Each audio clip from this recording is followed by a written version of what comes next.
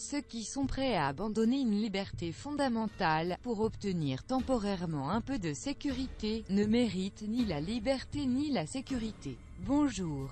Le franc CFA est une monnaie coloniale, utilisée aujourd'hui encore par les pays de l'UEMOA et de la CEMAC pour bénéficier d'une stabilité monétaire au détriment de leur économie.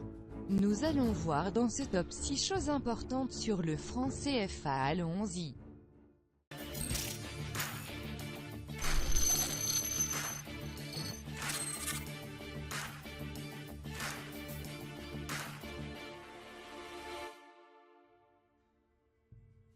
La création du franc CFA résulte du décret numéro 4501-36 du 25 décembre 1945, fixant la valeur de certaines monnaies des territoires d'outre-mer, pour protéger les parts de marché de la France et faciliter l'approvisionnement en matières premières à moindre coût.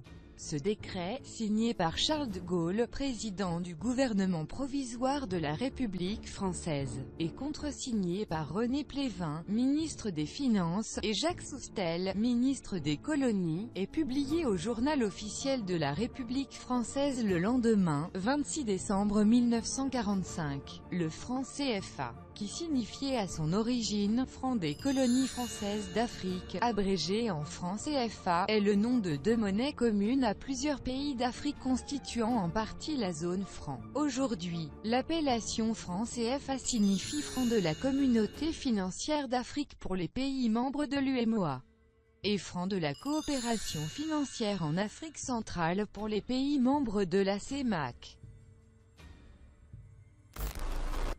La zone franc rassemble 15 États africains et 3 territoires du Pacifique répartis en 4 groupes. 8 États d'Afrique de l'Ouest: le Bénin, le Burkina Faso, la Côte d'Ivoire, la Guinée-Bissau, le Mali, le Niger, le Sénégal et le Togo, formant l'Union économique et monétaire ouest-africaine (UEMOA), dont l'Institut d'émission est la Banque centrale des États de l'Afrique de l'Ouest (BCEAO). 6 États d'Afrique centrale: le Cameroun, la République centrafricaine, la République du Congo, le Gabon, la Guinée équatoriale et le Tchad, formant la Communauté économique et monétaire de l'Afrique centrale, CEMAC, dont l'Institut d'émission est la Banque des États de l'Afrique centrale. L'Union des Comores, utilisant le franc comorien. L'île de la Réunion a utilisé le franc CFA de 1945 à 1975, et Mayotte l'a utilisé de 1946 à 1976, avant d'adopter le franc français puis l'euro. Les 3 collectivités françaises du Pacifique: la Polynésie française, Wallis et Futuna et la Nouvelle-Calédonie, dont l'Institut d'émission est l'Institut d'émission d'outre-mer, IEOM, utilisant le franc pacifique, ou franc CFP, bien que les devises XOF de l'UEMOA et les XAF de la BEAC soient désignées communément par le même nom de franc CFA et aient actuellement la même valeur, elles ne sont ni interchangeables ni convertibles entre elles. Il ne s'agit donc pas d'une zone monétaire commune mais de 2 zones juxtaposées. Les pays de la zone franc doivent obligatoirement déposer 50% de leurs réserves de change auprès du Trésor public français. En 2014, la BEAC et la BCEAO disposaient d'un dépôt, respectivement, de 3 706 et de 5 605 milliards de francs CFA, environ 14,3 milliards d'euros, auprès du Trésor public.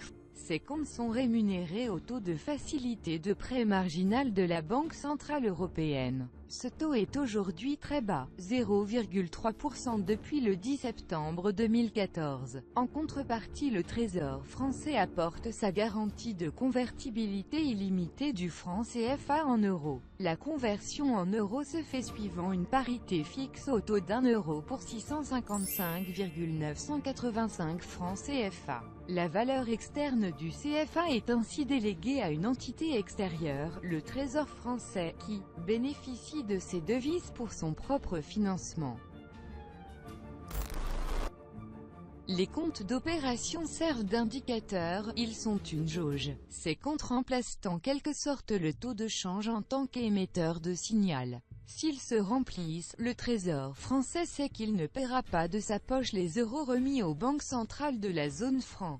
En revanche, s'il se vide trop, les fonctionnaires en charge de sa gestion tireront le signal d'alarme à l'approche du seuil des 20% parce que les euros échangés contre des francs CFA finiront par être payés par les contribuables de France, mais le système est simplement conçu pour que cela n'arrive jamais. En effet, le Trésor français ne commence à aider les banques centrales africaines qu'au moment où ces dernières ont procédé au ratissage de toutes les devises détenues dans leur zone respective, notamment auprès des banques commerciales, et même du FMI. C'est seulement après ce ratissage que le Trésor met les euros à disposition des banques centrales. La seule fois où les réserves ont beaucoup diminué, en 1993, le processus a abouti à la dévaluation imposée de janvier 1994.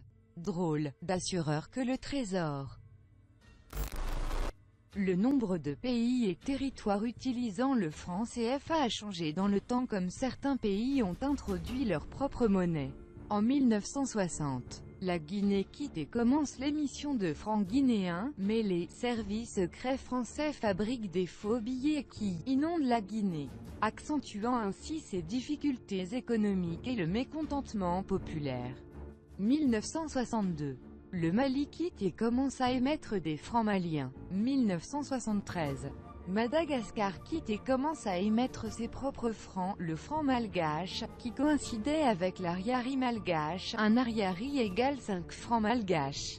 La même année, la Mauritanie quitte, remplaçant le franc par l'ouguiya mauritanien, un ouguiya égale 5 francs CFA. 1974. Saint-Pierre-et-Miquelon quitte pour le franc français. En 1975 et en 1976, La Réunion et Mayotte quittent respectivement le franc CFA pour le franc français puis passent à l'euro.